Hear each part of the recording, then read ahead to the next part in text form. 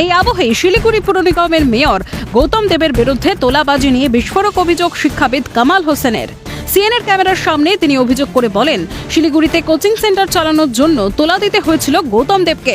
একদিন ঠিক পুজোর আগে গৌতম দেব ঠিক পার্কের সামনে দাঁড়িয়ে আছেন, চিলড্রেন পার্কের, এবং তার দলবল সন্ডাগুন্ডা সব আসলো, এসেই তারপরে চলে আসলো, এসে বলল যে চাঁদা দিতে হবে।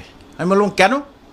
বললো না, এখানে করে খাচ্ছেন, এখানে দেবেন না। তো হামলা টাইপের ঠিক না, মানে যদি আমি না দিতাম তাহলে হামলা হতো, তাহলে কাঁচ পাঁচ ভেঙে দিত। তার কটাক্ষ তোলাবাজি নিয়ে বিলম্বিত বোধোদয় হয়েছে রাজ্য সরকারের।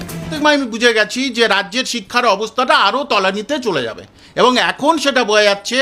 আপনারা দেখছেন সবাই যে কিভাবে পয়সা নিয়ে চাকরি দেওয়া হয়েছে, সেটা তো একদম ওপেন সিক্রেট হয়ে গেছে, পয়সা দিয়ে চাকরি দেওয়া হয়ে গেছে। বিষয়টি নিয়ে মুখ্যমন্ত্রীকে একহাত নিয়েছেন শিলিগুড়ির